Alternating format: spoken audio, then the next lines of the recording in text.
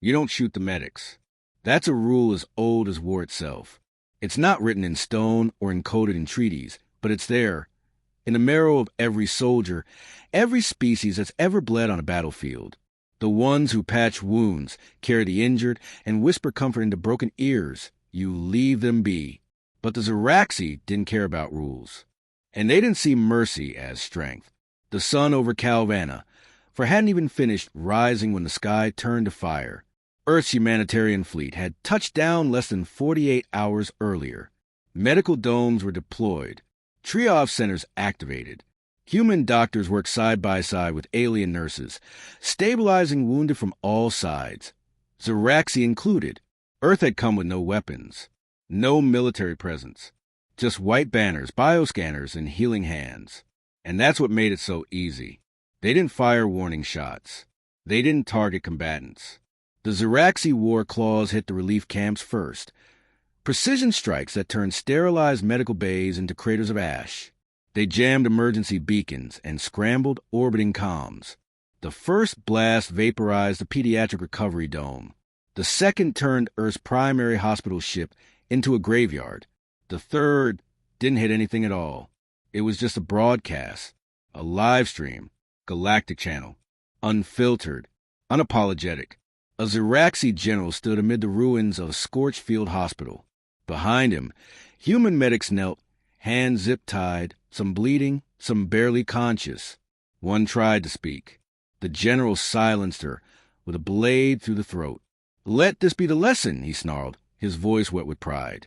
"Weakness has no place in our galaxy, and those who feed it shall choke on their own compassion." The feed cut. Silence followed. But Earth heard everything. The world didn't stop. It slowed. News anchors stuttered. Politicians fumbled for outrage. Mothers wept. But the soldiers, they didn't speak. They just stared.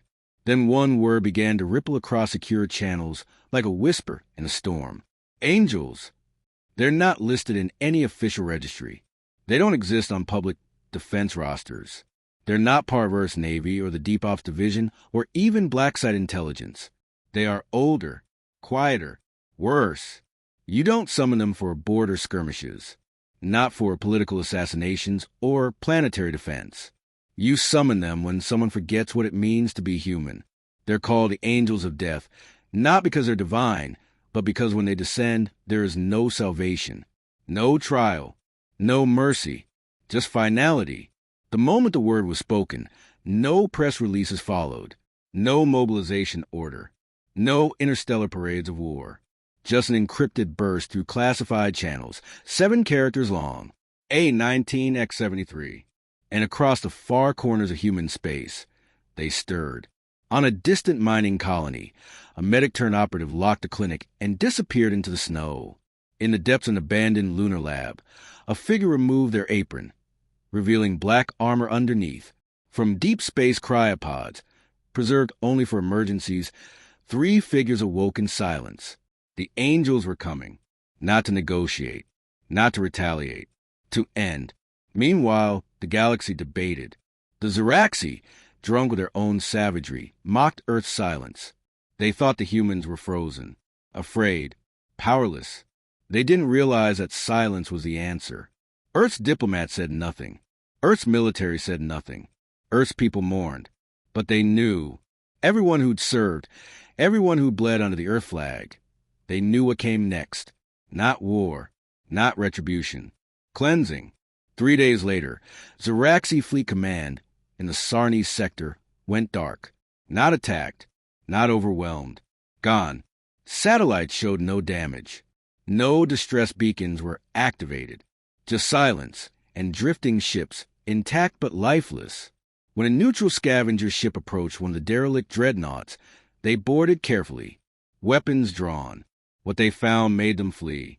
Every corridor was spotless, every system untouched. But every Ziraxi aboard, from admirals to engineers, lay dead in their uniforms. No blood, no wounds, no signs of struggle, just stillness.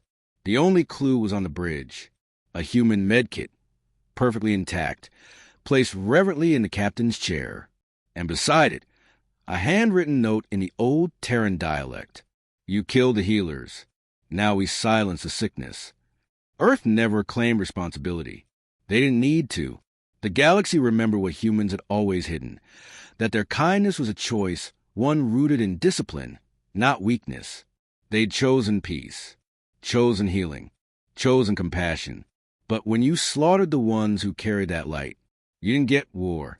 You got the darkness they kept locked away. They didn't arrive with fanfare. No trumpet of war. No blinding fleet tearing across the stars. They arrived like a rumor, a whisper on dying lips, a shadow cast across the last heartbeat of an empire. When Earth deployed the Angels of Death, there were no press briefings, no planetary mobilizations, no warnings to prepare. There were only anomalies, quiet, chilling blips on the galactic radar. Entire Ziraxi battle cruisers missing from warp lanes. Planetary governors who failed to report for duty. Strongholds that stopped responding. Every system they touched turned cold. The Ziraxi High Council didn't notice at first. At least, not until Trask 14, one of their forward command bastions in the Trident sector, stopped broadcasting. A city-sized fortress, ringed in orbital cannons and manned by 30,000 elite warriors. It was supposed to be impenetrable. But when the Ziraxi sent a recon probe, all they saw were the lights still on and no movement. A squad of elite drones was dispatched. The footage returned live. The drones moved silently through corridors, intact, spotless, undamaged. But every bunk, every bay, every war room, empty, dead, lined with Ziraxi bodies, all perfectly placed. No signs of struggle, no scorch marks, no wounds, just deranged. Every soldier seated in a meditative pose, their eyes closed like they'd been put to sleep. In the central atrium, where daily war chants once echoed, the drones found a single black blade stabbed into the stone. Engraved into the handle was one word in Earth's common tongue: balance. The Ziraxi generals began to panic. Across 3 systems, battle fleets were scrambled. Patrols were doubled. Bounties were posted. They called in favors. Paid mercenaries. Offered entire moons for any lead. No one answered. You see, the Angels weren't ghosts. They were professionals, surgically trained, psychologically conditioned. Each one was a blend of battlefield intelligence, stealth, and tactical terror. They had no identifiers, no digital trail, no heat signature. They didn't leave a mess. They left messages. And now, they were making sure every Ziraxi who had touched Earth's medics, or stood by while they burned, would never draw a breath again. Some said they saw them. One Ziraxi crewman, the lone survivor of a ship-wide blackout, was found days later drifting in an escape pod, bloodless, starved, eyes wide open, screaming at nothing. When questioned, he could only stammer, "They don't blink, they don't speak, they just stand there." He died before medics could sedate him. Another tale came from a neutral station orbiting the Targan Belt, where a surveillance officer reported an unmarked vessel approaching Ziraxi airspace. He scanned for ID. None. Fired a warning shot. The vessel disappeared mid-scan. The station's last transmission was a frantic call to abort. What they found days later was a floating ring of station debris, and a single black helmet impaled on a pike pointed towards Ziraxi space. It was never claimed, never retrieved, because the Angels don't go back for trophies. They leave them. The Ziraxi began to understand. Too late. They hadn't started a war. They had pulled the trigger on something far older, far colder. Humanity's wrath wasn't chaotic. It wasn't emotional. It was precise, measured, operative, because Earth had always known one universal truth. You cannot teach someone respect through treaties. You teach them through consequences. And now, every kill the Angels made wasn't just revenge. It was an instruction. Do not target the healers. Do not burn the white tents. Do not mistake peace for permission. Still, the Ziraxi fought back. They deployed what they called ghost hunters, squads genetically modified for stealth detection, armed with hypersensory tech and psionic dampeners. They boasted they'd capture an angel alive. They lasted 11 minutes. Their command station was found later, still intact. Every hard drive melted from the inside. Every soldier slumped forward in their chairs. Not a single drop of blood spilled. The walls were untouched, except for one long smear of black ash in the center of the war table, as if someone had drawn a long, slow finger across it. Written in that ash, again, in Earth's tongue, they were warned. The galaxy began to whisper, not about the war, not about Earth, but about the angels. Who were they? Were they human? Or something darker Earth had made in its centuries of peace? Were they even alive? Speculation spread. Myths bloomed. Some said they were cybernetic revenants, the remnants of soldiers who died on ancient forgotten battlefields. Others claimed they were motionless AI wrapped in skin suits, programmed to enforce Earth's doctrine of compassion with precision kill logic. But the truth was simpler. They were humans, trained to the edge of extinction, raised not with hatred, but discipline, built not to destroy, but to restore balance through terror. They weren't deployed often, because once released, they didn't stop. Back on Earth, the public remained silent. No cheering crowds, no parades, only a quiet knowledge passed from soldier to citizen to child. If you harm the ones who heal, the ones who fix what war breaks, you will be found, you will be judged, and you will not survive the night. As the angels moved through system after system, the Zeraxi Empire began to fracture. Governors abandoned posts. Colonels turned on each other, accusing one another of inviting the wrath.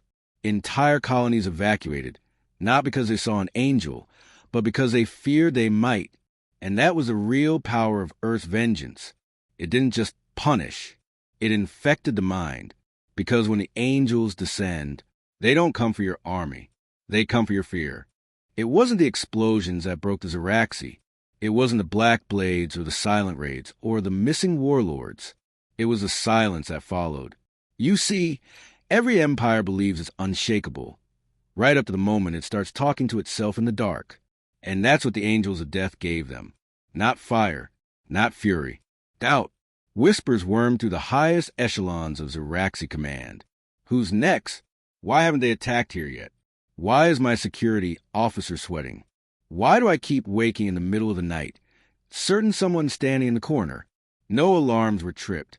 No ships appeared on radar. But they felt watched. They felt hunted. And they were right. General Scarf, Supreme Commander of the 5th Flame Legion, tried to stand tall. He declared martial law on 3 sectors. He broadcast hourly messages promising to extinguish the Earthborn shadows. 2 days later, his personal bunker, buried beneath 300 meters of reinforced asteroid rock, was breached. Not bombed, not cracked, breached. When his guards checked his room during a routine sweep, they found Scarf seated at his desk, still upright, eyes wide, a datapad in one claw, and a human scalpel embedded in the back of his skull. The datapad displayed a single sentence. You ordered the strike on the medics. Judgment is served. No witnesses. No signs of forced entry. And the security footage? It looped cleanly. 24 hours of nothing, and then the body. That's when the panic started. Zeraxi fleets began to flee. Not redeploy. Not regroup. Not fight. Flee. Entire armadas warped into deep space with no destination, no plan. Just the urge to run as far and fast from Earth as they could. Commanders turned off comms, hoping to hide. Colonies blocked interstellar transmissions, hoping to go invisible. But you can't hide from ghosts, especially not the kind you made. On the border colony of Varn's Pike, a Zeraxi governor tried to defect, offering data, ships, weapons, even his own family in exchange for mercy. The angels didn't respond, but they did arrive. When the Galactic Investigative Council was allowed entry 5 days later, they found his mansion completely untouched. Every wall clean, every system online, and every window painted red. From the inside, each pane had a symbol drawn with precision, a white cross inside a black circle, the Earth emblem for emergency triage. The Council ordered a total lockdown of Earth's military assets. They demanded answers, demanded accountability. But Earth simply released one official statement. We sent medics. You sent death. Now we answer. That was all. The galaxy started paying attention, not to Earth, but to what Earth unleashed. Species that once mocked humanity's sentimentalism began issuing advisories. Do not target unarmed aid workers. Do not interfere with humanitarian vessels. Avoid contact with Earth-aligned medical personnel, not out of kindness, but out of terror. Even ancient powers, like the neutral Korean enclave, spoke aloud what many feared in silence. The angels of death are not a unit. They are a doctrine. They are what remains when peacekeepers are betrayed. Meanwhile, within Zeraxi space, it was no longer about survival. It was about sanity. Ships fired on shadows. Generals accused their own soldiers of being human infiltrators. High-ranking officials demanded round-the-clock surveillance, terrified of their own reflections. One Zeraxi science vessel, in orbit over a dead moon, recorded a final log. No life signs. No approaching ships. We've locked every hatch. But the lights keep flickering, and something's breathing in the vents.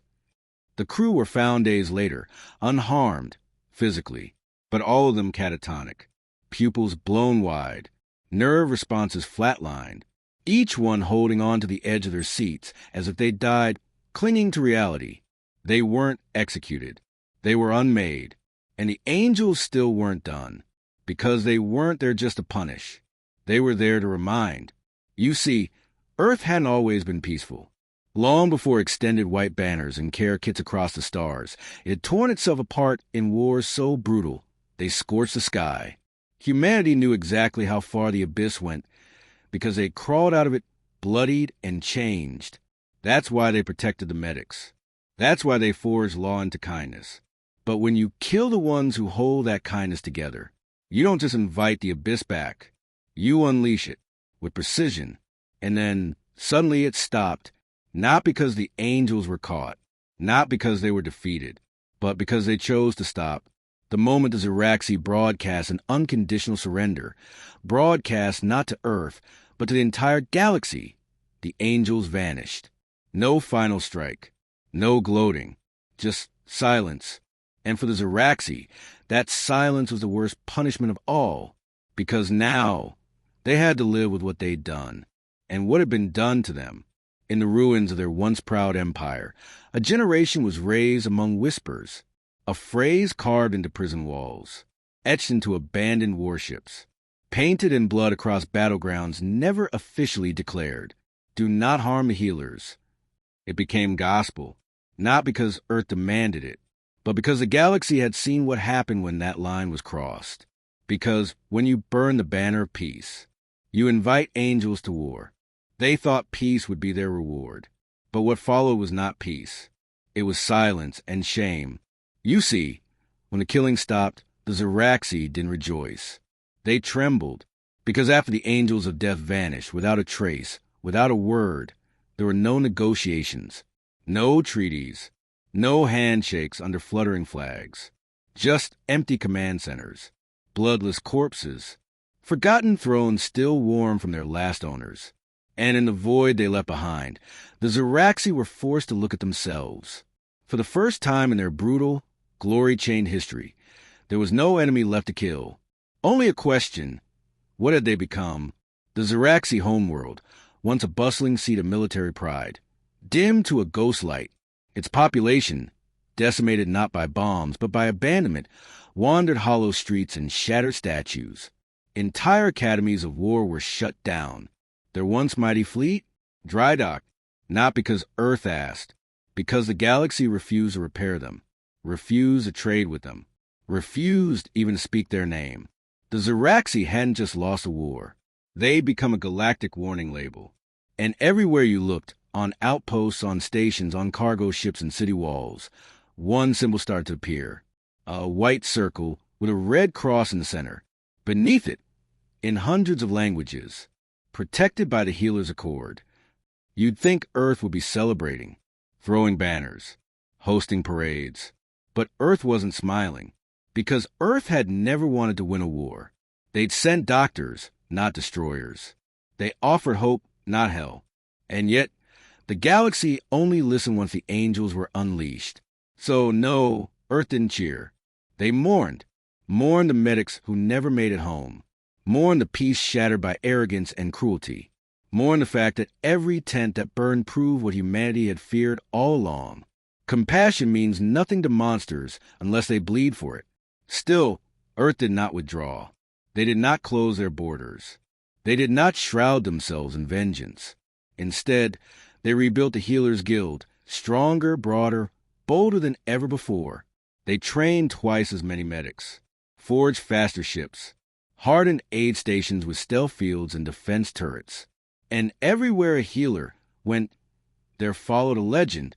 Hurt them, and angels will follow. Even pirates began to steer clear. Even smugglers started giving safe passage to white flag vessels, because it wasn't about Earth anymore. It was about survival. The Galactic Council, once hesitant to back Earth's peace-first philosophy, issued a galactic decree, the Healers Accord, a charter signed by over 300 species, declaring any unprovoked attack on medical personnel as a war crime punishable by system-wide sanctions, and, if deemed necessary, by unrestricted response. They never mentioned the Angels of Death by name. They didn't have to. The galaxy remembered. Back in the ruins of the Zeraxi's legacy, survivors began to rebuild, not from blueprints of conquest, but blueprints of atonement. A new monument was erected in the ashes of their former hall of triumph, not a statue of war, not a blade or blaster, but a white medical satchel, cracked open, scorched, beside it, a plaque in trembling script. We killed the hands that tried to save us. And so, we learned death has hands too. Pilgrims visit it now. Zeraxi children kneel there. They are taught names, not generals, but the human medics who died on Field Station Beta 9, where the first massacre happened. Earth allowed the monument, didn't demand it, didn't supervise it, because the lesson had landed deeper than any tribunal could dig. And as for the Angels of Death, no one ever confirmed who they were. No names, no units, no memorials. Some say they were retired veterans. Some say they were a secret division of Earth's elite operators, trained only to act when moral lines were crossed. Others whisper they weren't military at all, but former healers themselves, survivors, ghosts in flesh, returning to deliver justice not with fury, but with finality. The truth? Maybe it doesn't matter, because the angels were never about identity. They were about consequence, and their work was done. Now, when Earth sends a hospital ship into orbit, species that once jeered now send escorts. When medics land on war-torn worlds, enemy factions lower their weapons, not because they become kinder, but because they remember what followed the last time a white flag was stained red. The angels don't patrol anymore. They don't have to. Their message was carved into time itself. Harm no healer, or your skies will go dark. And in a quiet hangar deep beneath Earth's surface, there are rows of black armor, untouched, still, waiting. Because Earth never wanted to make war sacred. It wanted to make peace untouchable. But just in case the galaxy ever forgets again, the Angels of Death are not gone. They're simply resting. It begins with a rumor, a quiet whisper, passed between alien lips in dim-lit bars, scratched onto cell walls, stuttered from warlords with trembling jaws. The Angels are still listening. And suddenly, no one wants to test if it's true. Because peace has protector now, not a government, not a treaty, but a legend born from blood and betrayal. And it all started with a medic who reached out to help and got burned alive for the kindness. The galaxy never forgot that scream, but Earth remembered something deeper, the promise that followed it. A simple phrase, now carved into the heart of every military and every mind. We do not let the healers die unavenged. So when Earth rebuilt, it didn't just restore hospitals. It re-engineered the meaning of mercy. Medics were now trained alongside soldiers. Hospitals had automated defense drones. Triage stations could deploy hard light shields in seconds. But most importantly, every humanitarian fleet had a shadow. You'd never see them. You'd never hear them. But if you raise a weapon against Earth's aid workers, they'd be there. And stars help you when they arrive. Entire civilizations restructured their war doctrines. The Tyrax Syndicate rewrote 112 pages of battle protocol, dedicating an entire section titled Interactions with Earth-Affiliated Medical Assets. Engage with absolute deference. The Raggy clans, once famous for their ritual slaughter of enemy field medics, now issue tribute to every hospital ship that passes through their systems. Even the Centauri, proud and untouchable in their gleaming Dyson arcology, transmitted a formal apology for a 17-minute delay in returning a grounded Earth ambulance drone. They sent a data package of regret. So poetic it became required reading in 8-star academies. That's the kind of power Earth gained. Not because they conquered the galaxy, but because the galaxy feared what would happen if they were ever forced to fight that way again. But Earth never asked for fear. Humanity still sends medicine. Still sends surgeons, nurses, translators, AI-assisted mobile trauma bays. Still sends ships into war zones not to pick sides, but to stop bleeding. And on every one of those ships, in every triage tent or zero-gravity med capsule, a small inscription is placed. Never flashy, never loud. Just 4 words. We stand for life. Yet beneath that, always hidden in micro-etching, always waiting in silence. But we remember, in the Sol system, beneath the quiet green hills of New Geneva, there is a chamber, not military, not public, a place of stillness. There are no lights unless activated, no noise except your own breath, just rows of sealed armor behind transparent glass, black helmets, silver joints, red visors, and one sentence etched into the floor. Only when compassion is betrayed may vengeance walk. This is not a shrine. It's a warning. Ambassadors have asked Earth, will the angels ever return? The Terran Assembly answers calmly. They never left. They simply sleep with one eye open. And no one dares to ask more. A century after the attack on Earth's medics, the galaxy has changed, not just in laws or policies, but in behavior. Armies now carry med patches from Earth's design. Mercenaries kneel when a healer crosses the field. Children in alien schools learn the universal medical symbol before they learn planetary flags. And all of them are taught the story of how Earth came with open hands and was struck, of how Earth bled and then stood, and of how Earth unleashed something terrible, not to dominate, not to rule, but to remind the stars. You do not kill the ones who heal, and still there are some who scoff. You hear them in smoky corners of forgotten systems. It was just a myth, they say, just psychological warfare. But none of them ever dares test it, because at the edge of every battlefield, in every corner of contested space, there's always a shadow that lingers too long, a heartbeat that skips for no reason, a static flicker on a motionless screen, and every once in a while, someone does test the silence, and they vanish. No explosion, no trace, just gone. And when others search for answers, they find only the symbol, painted, etched, or burned into floor. A single red cross, inside a white circle, on a field of black. The message is clear. You may forget treaties. You may mock diplomats. You may even threaten worlds. But harm a healer again, and angels will fall from the stars. Not the ones with halos. The ones with vengeance in their veins. That's the legacy Earth left behind. Not war, not conquest, but the promise of protection made ironclad by wrath. Because sometimes the galaxy only understands mercy when it marches in silence with a blade in its hand. And sometimes that's the only way peace survives.